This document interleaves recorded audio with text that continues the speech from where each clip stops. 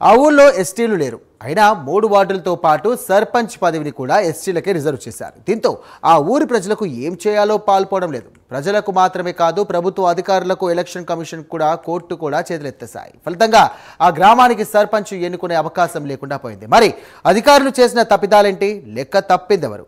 తప్పుడు లెక్కలకు పాల్పడింది ఎవరు?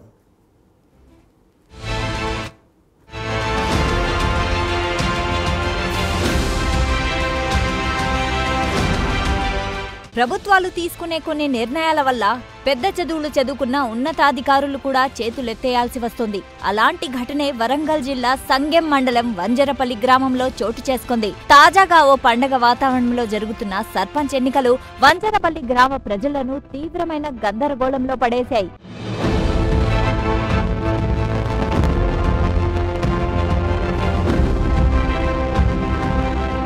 వంజరపల్లి గ్రామంలో 8 వార్డులున్నాయి. మొత్తం ఓటర్ల సంఖ్య 400 లోపే.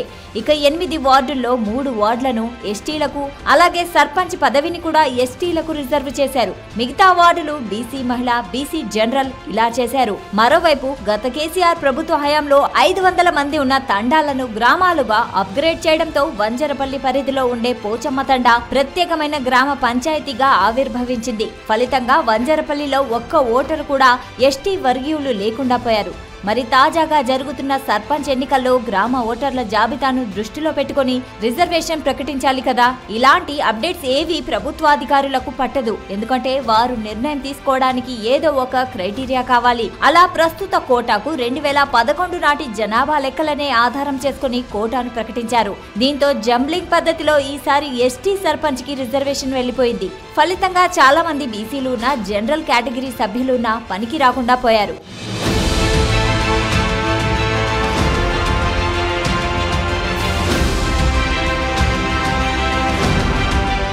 ఈ గందరగోళానికి తెరదించాలంటే వంజరపల్లి వాసులు హైకోర్టును ఆశ్రయించారు. అయితే ఈసీ నిర్ణయంలో తాము జోక్యం చేసుకోబోమని కోర్టు చెప్పేసింది. అటు అధికారులేమో తమ దగ్గర ఉన్న పాత డేటా ప్రకారమే నిర్ణయం తీసుకున్నామని, ఎలాంటి మార్పులు చేయాలన్నా అది ప్రభుత్వ స్థాయిలోనే జరగాల్సి ఉంటుందని చేతులెత్తేశారు. దీంతో గ్రామ ప్రజల ప్రయత్నాలు విఫల యత్నాలుగానే మిగిలిపోయాయి. మా హక్కు కోల్పోతున్నామని ఇప్పుడు ఇవాళ మా ఊరు నుంచి కూడా కొందరు హైకోర్టుకు వెళ్ళింది. దీని మీద హైకోర్టు డివిజన్ బెంచ్కి ఫార్వర్డ్ చేస్తే డివిజన్ బెంచ్ కూడా ఎన్నికల కమిషన్ విధి నిర్వహణలో మేము జోక్యం చేసుకోలేము అని కేసులు మూసేసింది. ఇక్కడ 95లో పంచాయతీగా ఏర్పాటు చేసినప్పటి నుండి మొదటిసారి బీసీ మహిళకు రిజర్వ్ చేసిండు, రెండోసారి ఎస్టీకి వచ్చింది జనరల్కు, మూడోసారి మళ్ళీ బీసీ మహిళకు వచ్చింది, నాలుగోసారి జనరల్కి వచ్చింది.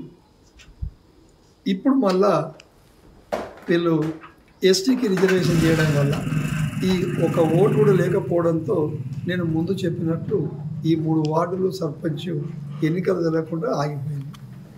దీనివల్ల ఓటు హక్కు కలిగి ఉండి రిజర్వేషన్లలో బీసీలుగా ఉన్నవాళ్ళు తమ హక్కును కోల్పోతున్నారు, వాళ్ళ ప్రతినిధిని ఎన్నుకోలేకపోతున్నారు.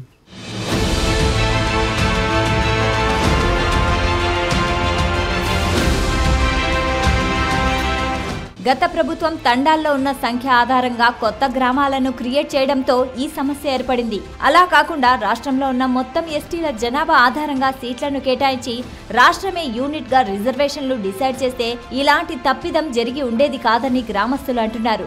ఈసారికి జరిగిందేదో జరిగినా వచ్చే ఎంపీటీసీ, జెడ్పీటీసీ ఎన్నికల వరకైనా వంజరపల్లి గ్రామ సమస్యను టేకప్ చేసి ఆ ఎన్నికలతో పాటు సర్పంచ్ ఎన్నికలు జరిపితే అభివృద్ధికి ఆటంకం లేకుండా ఉంటుందని వారు సూచిస్తున్నారు.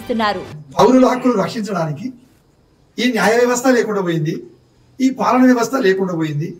మరి మా పౌరుల ఓటు హక్కుకు, పౌరుల హక్కులకు ఇలా 3 వార్డు ప్రజాప్రతినిధులకు సర్పంచ్ గ్రామ ప్రథమ పౌరుడు అని చెప్పుకునే వాళ్ళ హక్కులను కూడా హరించి వేస్తున్న ఈ వ్యవస్థ ఇది కరెక్ట్ కాదేమో.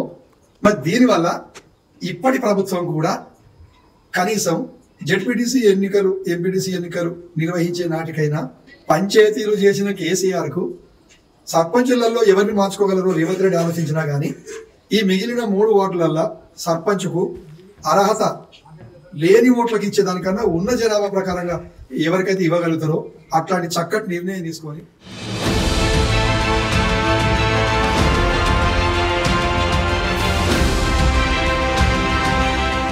గ్రామ స్వరాజ్యం కోసం, గ్రామాల అభివృద్ధి కోసం ఎంతో దూకుడుగా ముందుకెళ్తున్న రేవంత్ రెడ్డి సర్కారు వంజరపల్లి వంటి గ్రామాలు ఇంకా ఏమున్నాయో చూసి ఇలాంటి సమస్యలకు చెక్ పెట్టాలని బాధిత గ్రామాల ప్రజలు కోరుతున్నారు.